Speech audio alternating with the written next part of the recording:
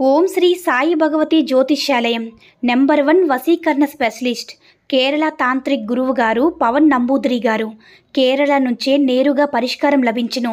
స్త్రీ పురుష వశీకరణం, ప్రేమించి మోసపోవడం, భార్యాభర్తల సమస్యలు, ఎటువంటి సమస్యలైనా సరే 24 గంటల్లో పరిష్కారం లభించును. గురువుగారి ఫోన్ నంబర్ 9043637512. ఓం సాయిరామ్. సమర్థ సద్గురు సాయినాథ్ మహారాజ్ కీ జై. సాయిబాబా భక్తులందరూ కూడా నమస్కారం అండి. సాయినాథుని ఆశీస్సులతో అందరూ కూడా సుఖంగా, సంతోషంగా, అష్టైశ్వర్య ఆరోగ్య అభివృద్ధితో ఉండాలని మనస్ఫూర్తిగా కోరుకుంటూ ఈరోజు ఈ వీడియోని మొదలు పెడుతున్నాను. ఈరోజు వీడియో ఏంటంటే దివ్య దృష్టితో చెప్తున్నాను బిడ్డ, ఇది ఆరంభం మాత్రమే. ఇక నుంచి గుడ్ న్యూస్ మీద గుడ్ న్యూస్ వింటూనే ఉంటావు అని మన బాబాగారు అయితే ఈరోజు మనకి చాలా అద్భుతమైనటువంటి సందేశంతో అయితే మన ముందుకు వచ్చారండి. మరి మన బాబాగారు ఈరోజు మనకి ఎలాంటి సందేశం అందించాలి అనుకుంటున్నారో ఆయన మాటల ద్వారానే విందాము. ఆయన మాటలు వినే ముందుగా ఈ వీడియో కనుక నచ్చినట్లయితే లైక్ చేసి షేర్ చేయండి. మరిన్ని వీడియోస్ కోసం మన ఛానల్ని సబ్స్క్రైబ్ చేసుకుని మాకు కొంచెం సపోర్ట్ చేయండి. మరి మన బాబాగారు ఏం చెప్తున్నారంటే, బిడ్డ, నీ జీవితంలో నువ్వు ఊహించినటువంటి ఒక కొత్త మార్పు నువ్వు చూడబోతున్నావు. ఎన్నో రకాల సమస్యలను ఎదుర్కొన్నటువంటి నీకు ప్రశాంతమైన జీవితాన్ని రేపు నేను అందించబోతున్నానమ్మా. నువ్వు కోరుకున్న ధనాన్ని అందుకోబోతున్నావు. నీ మనసులో బాధని తొలగించుకొని ఇకనైనా సరే నీ సాయి తండ్రి చెప్పే మాటలు విడిబిడ్డా. నువ్వు చేసేటటువంటి కార్యాల్లో విజయం అందలేదని బాధపడుతూ దిగులు పడుతూ ఉన్నావు కదా, నేను చెప్పే మాటలు ఆలకించు. నీ మనసు ప్రశాంతంగా మారుతుంది. ఇది విన్న తర్వాత నువ్వు ఆనందంతో గంతులు వేస్తావు. ఎవరో నీకు తెచ్చి ఇవ్వరమ్మా, అలా అని అప్పు కూడా కాదు. నువ్వు ఇప్పటి వరకు ఏ కార్యానైతే తలపెట్టావో ఆ కార్యంలోనే నీకు ఉన్నతమైన స్థానం కలగబోతుంది. నీకు సహాయం అయితే అందబోతుంది బిడ్డ. నీకంటూ గుర్తింపు లేదని బాధపడుతూ ఉన్నావు కదా, ఎవరైతే నిన్ను మెచ్చుకోవాలని ఆరాటపడుతున్నావో, ఎవరైతే అంటే ఎవరి ఉన్నత స్థానాన్ని చూసి నువ్వు కూడా అదే స్థాయికి రావాలి అనుకుంటున్నావో, నువ్వు కోరుకున్న ప్రతి ఒక్కటి కూడా నీకు దక్కబోతుంది బిడ్డ. నువ్వు తలపెట్టిన ప్రతి కార్యం కూడా ముందుకు సాగుతుంది. నువ్వు తలపెట్టిన కార్యంలో నువ్వు ఎంతో శ్రమించావు, ఎంతో కష్టాన్ని చిందించావు. నువ్వు పడిన కష్టానికి ప్రతిఫలం అందుకోపోతున్నావు తల్లి. చూడు బిడ్డ, ఎవరూ నీకు ధన సహాయం అందించిన అవసరం లేదు, అలానే నీకు అప్పుగా కూడా ఇవ్వనవసరం లేదు. నీ కష్టమే నీకు ధనాన్ని సంపాదించి పెడుతుంది. నా ద్వారా నీకు ఏ కార్యానికైనా సరే సహాయం అందబోతుందమ్మా. స్వయంగా నేనే మీ ఇంటికి రాబోతున్నాను. నువ్వు నా బిడ్డవే, నువ్వు దుఃఖించకూడదు. నువ్వు దుఃఖిస్తే నేను చూడలేనమ్మా. నీకు తప్పకుండా నా ద్వారా సహాయం అందుతుంది. ఆ సహాయం కూడా రాని వచ్చింది తల్లి. ఎవరూ నీకు సహాయం అందించలేదని, నీ బంధువులు నిన్ను పట్టించుకోవడం లేదని కుమిలిపోతూ ఉన్నావు కదమ్మా. నువ్వలా బాధపడవద్దు. నీకు అండగా నేనుంటాను కదా. నీకు ఈ సందర్భంలో ఒక మాటను చెప్పాలనిపిస్తుందమ్మా. ప్రస్తుతం ఈ సమాజంలో మానవ సంబంధాలన్నీ కేవలం అవసరానికి మాత్రమే బిడ్డ అలాగే ఏర్పడుతూ ఉన్నాయనే విషయాన్ని గుర్తుంచుకో. మనతో అవసరం తీరిపోయిన తర్వాత పట్టినట్లుగా ఉంటారు. కాబట్టి అలాంటి వారి కోసం నువ్వు బాధపడాల్సిన అవసరమే లేదు. నీ జీవితానికి సరిపడా ధనం నీకు అందబోతుంది. తప్పకుండా నా ద్వారా అయితే నీకు సహాయం అందుతుందమ్మా. నీవు ఉన్నత స్థానాన్ని చూసి నీ బంధువులు, నీ చుట్టుపక్కల వారు కూడా నీ వశమవుతారు. నువ్వు ఏ విధంగా వారితో మసులుకోవాలో నీ గతాన్ని బట్టి అర్థం చేసుకో.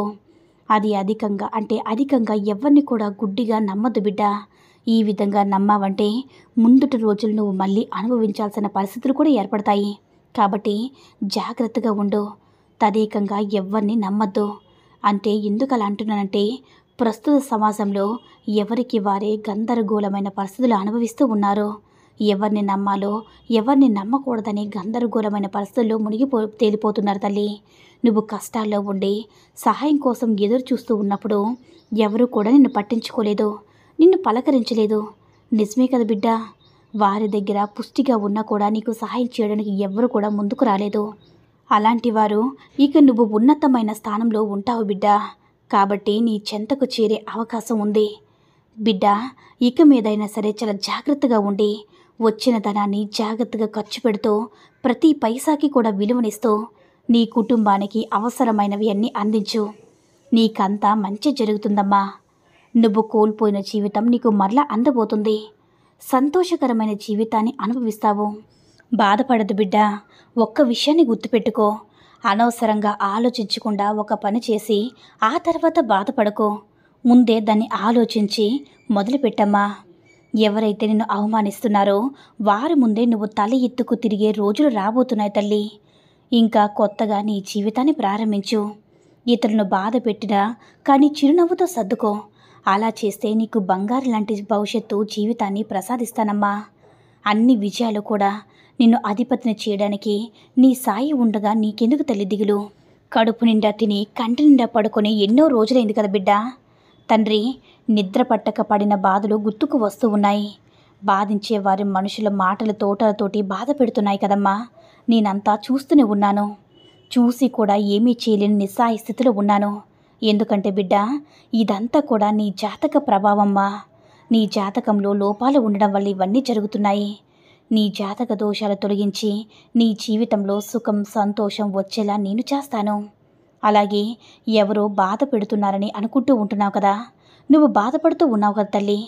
అవసరాలు ఉన్నంత వరకే మర్యాదలు, ఎదురు ప్రశ్నలు వినంత వరకే గౌరవాలు. అవసరం తీరిపోయాక అవమానాలు, అవహేళనలు, ప్రశ్నలు వేస్తే మనకే ఎదురు దెబ్బలు. ఎప్పటికీ మనుషులు తీరు తల్లి మారుతుంది చెప్పు. కాబట్టి ఎవ్వరి గురించి కూడా అతిగా ఆలోచించుకో. నీ భవిష్యత్తు, నీ జీవితం గురించి మాత్రమే ఆలోచించు బిడ్డ. ఎవరైనా ఎప్పుడైనా సరే నిన్ను వద్దు అని అనుకుంటే వారిని ఎప్పుడు కూడా తిరిగి బ్రతిమాలని చూడక బిడ్డ. అలా చేస్తే మిగిలేది అవమానమే. నీ మనసును గాయపరిచిన వారిని మర్చిపో. నిన్ను ప్రతిరోజు ప్రేమించేవారిని గుర్తించుకో తల్లి. నిన్ను ఏడిపించిన గతాన్ని మర్చిపో. నీ చిరునవ్వులకి కారణమవుతున్న వర్తమానంపై దృష్టిని సారించు. నీ బాధను మర్చిపో బిడ్డ. అది నేర్పిన పాఠాన్ని ఎప్పుడు కూడా గుర్తించుకో తల్లి. నేను చెప్పిన ఈ జీవిత సత్యాన్ని ఎప్పుడు కూడా తెలుసుకుని మసులుకో బిడ్డ. నీ జీవితంలో కష్టాలు, బాధలు అన్నీ కూడా తొలగిపోతాయి. నేనున్నాను కదమ్మా. శత్రువుల బాధ ఎక్కువగా ఉంది బాబా అని అంటున్నావు కదా, వారి ఈ దేవుడికి వదిలేసేయమ్మా. నీ మనసులో నీ మనసులో ఉన్నటువంటి ఇష్టదైవాన్ని కొలుచుకో. ఈ కష్టతరమైన జీవితాన్ని నువ్వు దాటగలిగితేనే సంతోషకరమైన జీవితాన్ని నువ్వు వెళ్ళగలవు తల్లి. అర్థమైంది బిడ్డ? ఎప్పుడు కూడా నేను అది చేయలేను, ఇది చేయలేను ఎప్పుడు కూడా అనుకోవద్దమ్మా. అయినా సరే నేను దేన్నైనా సరే ఎదురిస్తాను బాబాని చెప్పి ధైర్యంగా ఉండు. నమ్మకాన్ని మాత్రం కోల్పోవద్దు. నీ చుట్టూ ఉన్న వాళ్ళు ఎవరు ఏమనుకున్నా సరే అస్సలు పట్టించుకోవద్దమ్మా. నేను నీకు ఉన్నాను కదా, ఎందుకు చెప్పు భయం? ఏదైనా నీకు అవసరమా? ఎవరూ సహాయం చేయడం లేదని నన్ను అడుగు. నీ బాబాని తప్పకుండా అడగమ్మా. నేను నీకు సమాధానం ఖచ్చితంగా ఇచ్చే తీరుతాను. అది ఏ రూపంలో అయినా సరే, మనిషి రూపంలో అయినా సరే, సందేశం రూపంలోనైనా సరే, ఏ రూపంలో అయినా సరే నీ ప్రశ్నకు నేను సమాధానం ఇస్తానమ్మా. కాబట్టి ఎప్పుడు కూడా సంతోషంగా ధైర్యంగా ఉండు, ఆనందంగా ఉండు తల్లి అని మన బాబాగారైతే ఈరోజు మనకి చాలా అద్భుతమైనటువంటి సందేశాన్ని అయితే అందించారండి. సాయి మహిమల ద్వారా వచ్చిన ఈ సందేశం మీ అందరికీ కూడా నచ్చిందని అనుకుంటున్నాను. ఈ వీడియో కనుక నచ్చినట్లయితే లైక్ చేసి షేర్ చేయండి. మరిన్ని వీడియోస్ కోసం మన ఛానల్ని సబ్స్క్రైబ్ చేసుకుని మాకు కొంచెం సపోర్ట్ చేయండి. సర్వేజన సుఖినో భవంతు. జై సాయిరామ్.